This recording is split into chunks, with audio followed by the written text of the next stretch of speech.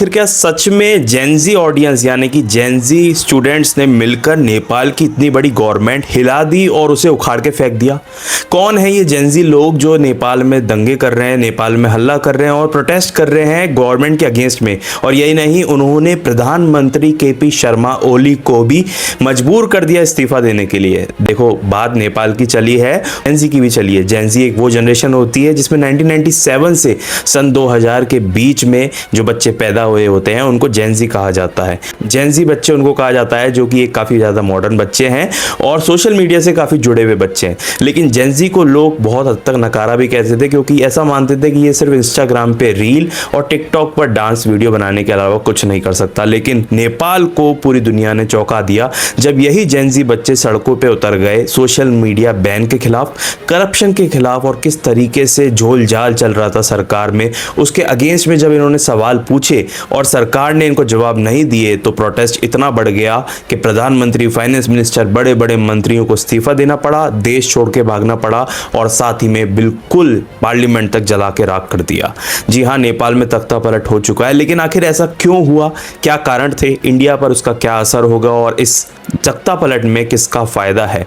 देखो, तख्ता पलट का कुछ ट्रेंड आ गया। जैसे टिकटॉक, इंस्टाग्राम पे हम देखते हैं कोई ना कोई रील या फिर वीडियो का ट्रेंड चलता है, तख्ता पलट का भी ट्रेंड चल रहा है। हमने ये श्रीलंका में देखा, हमने ये बांग्लादेश में देखा, हमने अब ये नेपाल में देखा, और यही नहीं, हमने ये अफगानिस्तान में भी देखा था, जॉर्जिया में देखा था, सर्बिया में देखा था और यूक्रेन में कुछ हद तक देखा किस तरीके से यूक्रेन में बगावत हुई, पहले रशिया के अगेंस्ट में जाने की और उसके बाद रशिया से युद्ध हुआ। तो ये तख्ता पलट का ट्रेंड क्या वर्ल्ड वॉर 3 की तरफ बढ़ रहा है या फिर इसके पीछे कौन सी ताकतें हैं, इस वीडियो में हम डिस्कशन करेंगे। आप देख रहे हैं अमन सक्सेना स्पीक्स और मैं दुनिया भर की बातों के ऊपर जो हॉट टॉपिक्स चल रहे हैं उसके ऊपर डिस्कशन करता हूं। तो देखो, सबसे पहले बात करें जेनजी ऑडियंस, जो 1997 से 2012 के बीच में बच्चे पैदा होते हैं उनको जेनजी कहा जाता है। और इस हल्ले की शुरुआत नेपाल में काफ़ी टाइम से पहले से ही हो चुकी थी। ये सिर्फ अभी की बातें नहीं है। इसकी शुरुआत होती है जब जो नेपाल गवर्नमेंट के बड़े बड़े नेता हैं, चाहे वो प्राइम मिनिस्टर, फाइनेंस मिनिस्टर या भी और भी जो मिनिस्टर्स हैं, उनके बच्चे जो हैं वो आलीशान लग्जरी लाइफ जी रहे थे नेपाल के बाहर विदेशों में। लुई विटॉन जैसी कंपनी के जैकेट, सूट, जूते पहन रहे थे, लाइफस्टाइल इनकी बहुत लग्जरी थी और इसको काफ़ी ज़्यादा इंटरनेट पर वायरल किया जा रहा था कि देखो नेपाल कितना ज़्यादा यूथ एम्प्लॉयमेंट से जूझ रहा है, जहाँ उसमें एम्प्लॉयमेंट नहीं है, गरीबी नहीं है, भुखमरी है। यहाँ तक कि नेपाल का जो युवा है वो बाहर जाकर नौकरी कर रहा है जहाँ पे उसको एक टाइम का अच्छी तरह से खाना मिल पाए। वहीं जो बड़े बड़े नेता हैं उनके बच्चे जो हैं वो विदेश में अय्याशी कर रहे हैं, ऐश कर रहे हैं, और वो सारी जो फोटोज थी उनके बच्चों की वो वायरल होने लगी कि देखो हम जो टैक्स पे करते हैं, हम जो काम करते हैं, उसका फ़ायदा नेता और उनका परिवार उठाता है, बदले में हमें क्या मिलता है? ठेंगा। अब यही बात सवाल इंटरनेट पर फैलने लगे। उसके बाद नेपाल गवर्नमेंट ने एक सर्कुलर निकाला, उसमें उसके अनुसार 26 सोशल मीडिया जो कंपनीज थी उनको एक नोटिस दिया कि उन्हें रजिस्टर होना पड़ेगा और नेपाल के कुछ नियम मानने पड़ेंगे। तो अगर वो नहीं मानते हैं, रजिस्ट्री नहीं करते हैं, तो जिसके बाद उन्हें बैन कर दिया जाएगा। टिकटॉक को नहीं किया गया क्योंकि टिकटॉक का ऑफिस नेपाल में ही था। तो बाकी जितने भी सोशल मीडिया थे उन्होंने नेपाल के जो ऑर्डर से उसको नहीं माना, तो नेपाल गवर्नमेंट ने बैन कर दिया। अब यहाँ से डायरेक्ट जो मैसेज है नेपाल की यूथ के पास वो ये गया कि नेपाल की यूथ की जो आवाज़ है वो गवर्नमेंट दबाना चाहती है ताकि उनके बच्चों की लग्जरी लाइफ बाहर ना आए, करप्शन बाहर ना आए, और किस तरीके से नेपाल की गवर्नमेंट पैसा खा रही है और लोगों को ठेंगा दिखा रही है वो सब बाहर ना आए, जिस वजह से उन्होंने ये सब बैन कर दिया है। अब ये बात तेजी से फैलने लगी। टिकटॉक बैन नहीं हुआ था, इसलिए टिकटॉक के थ्रू ये बातें और जल्दी स्प्रेड होने लगी। धीरे धीरे कर ये बातें इतनी फैल गई कि इन लोगों ने मिलकर एक प्रोटेस्ट ऑर्गेनाइज किया काठमांडू, नेपाल की राजधानी में। शुरू में लगा था कि ये जो प्रोटेस्ट है सिर्फ सोशल मीडिया बैन के खिलाफ है, लेकिन नहीं, जब ये बैन के खिलाफ प्रोटेस्ट बढ़ने लगा और नेपाल का यूथ आगे आके करप्शन के लिए सवाल पूछने लगा तो गवर्नमेंट बौखला गई और उसके बाद कुछ ऑफिसर्स ने ऐसा ऑर्डर दे दिया जिस वजह से शूट आउट करा दिया। और शूट आउट कराना जिसमें 19 छात्रों की, ऑफिशियली 19 और पता नहीं कितने की डेथ हो जाती है, कितनी बड़ी बात है। वैसे उनको वार्निंग देनी चाहिए थी, रबड़ की गोलियां चलानी चाहिए थी, आंसू गैस फेंकनी चाहिए थी, लेकिन उसके बाद उन्होंने गोलियां चलवा दी छात्रों पर जो कि स्टूडेंट जाने वाले छात्र थे, स्टूडेंट्स थे, कॉलेज गोइंग थे, स्कूल गोइंग थे। उसके बाद ये दंगा इतना भड़क गया कि जो इस प्रोटेस्ट में उतरना भी नहीं चाह रहे थे वो लोग लोग भी इसमें प्रोटेस्ट में उतर कर आ गए और आने के बाद इतनी आग लगी कि पूरा नेपाल में ये प्रोटेस्ट फैलता गया और प्राइम मिनिस्टर का जो बंगला था या पार्लियामेंट हो सबको घेर लिया प्रोटेस्टर्स ने। वैसे तो नेपाल में मेन जो पार्टीज हैं वो 4-5 पार्टीज हैं और हर बार इलेक्शन में कोई ना कोई दूसरी पार्टी आ जाती थी। वैसे इलेक्शन 2008 के बाद से शुरू हुए हैं। 2008 तक नेपाल में मोनार्की थी, यानी कि राजा का राज था। उसके बाद से जब डेमोक्रेसी आई तो इलेक्शन होने लग गए। तभी से प्राइम मिनिस्टर ओली, देउबा और या फिर प्रचंड, ये 3 जो मुख्य नेता हैं ये बदल बदल के एक दूसरे के साथ मिलके पार्टी बनाने लगे। लेकिन गवर्नमेंट को देखने के बाद लोगों के मन में ये विचार आने लग गए कि भले ही पार्टी कोई सी भी आए, वो जो नेता बैठता है वो करप्ट ही होता है। अब ये बात धीरे धीरे बढ़ने लगी और चाहे वो कोऑपरेटिव सोसाइटी का करप्शन हो, चाहे वो आर्म्स डीलिंग, नेपाल में आर्म्स डीलिंग, महंगे तौर पर जो हथियार है वो खरीदे जा रहे थे, उसमें भी करप्शन था और कई सारे ऐसे करप्शन मिला के लगभग 20,000 करोड़ का जो घोटाला है वो नेपाल में हो रहा था, जिसका फायदा उठाकर जो प्रोटेस्टर्स थे उन्होंने हल्ला बोलना शुरू किया। और दूसरी बात, ऊपर से जो नेता थे उनके बच्चों की मॉडर्न लाइफस्टाइल की फोटो सामने आना, उसने आग में घी डालने वाला काम किया, जिसको देखकर पहले तो सोशल मीडिया के लिए प्रोटेस्ट शुरू हुआ, लेकिन यूथ ने डिमांड कर दिया कि भाई जो करप्शन है, जो करप्ट है, नेपाल के लोगों को बेवकूफ समझते हैं, उन सबको उखाड़ के फेंकना है। तो ये जो प्रोटेस्ट सिर्फ सोशल मीडिया से शुरू हुआ था, अब उसने बड़ा एक रूप ले लिया, जिसमें यूथ के लिए एम्प्लॉयमेंट का मुद्दा बना, करप्शन का मुद्दा बना, मेडिकल हेल्थ, मतलब मेडिकल हेल्थ की जो अथॉरिटीज है वो इतनी खराब है नेपाल में, वो मुद्दा बना, जिसके बाद सब यूथ ने टोटल बॉयकॉट कर दिया नेपाल गवर्नमेंट का। और पुलिस और आर्मी एक लिमिटेड ही होती है, तो उनको कितना ज्यादा रोक पाएंगी वो लोगों को। जब लोग बढ़ते गए और ये मान के चलो 90% से ज्यादा लोग सड़कों पे उतर आए, तो पुलिस और आर्मी को भी पीछे हटना पड़ा और जिसके चलते जो गवर्नमेंट के मिनिस्टर्स हैं वो एक के बाद एक इस्तीफा देते गए।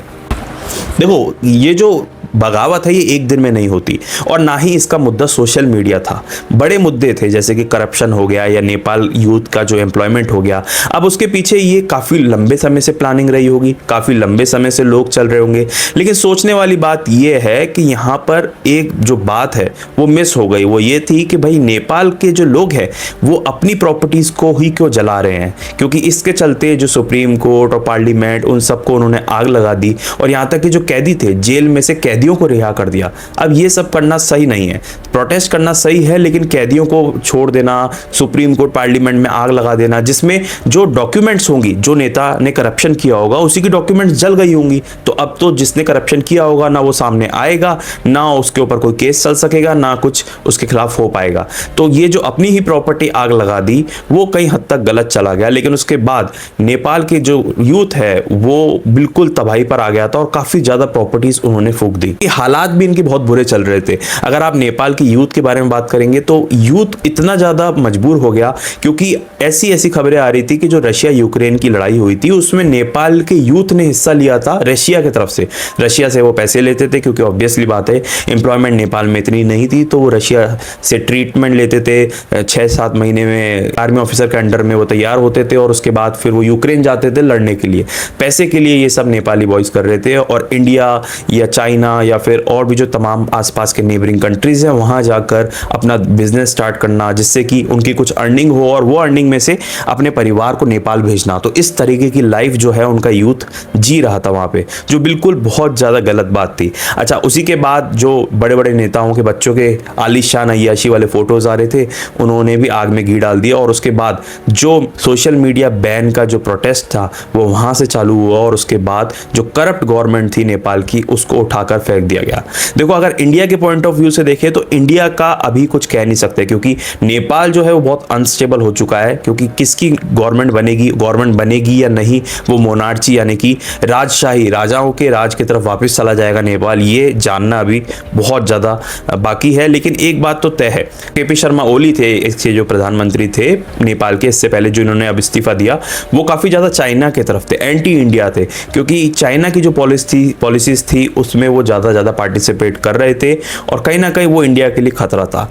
इस तरीके का तख्ता पलट का ट्रेंड हमें बहुत ज़्यादा देखने को मिल रहा है। और इस वक्त नेपाल में हामी नेपाल नाम का एक संगठन है जिसका जो एक तरह का एनजीओ है उसका नाम सबसे आगे आ रहा है इस तख्ता पलट के पीछे कि उन्होंने ही ज़्यादा अर्ज किया, ज़्यादा सोशल मीडिया पर स्प्रेड किया।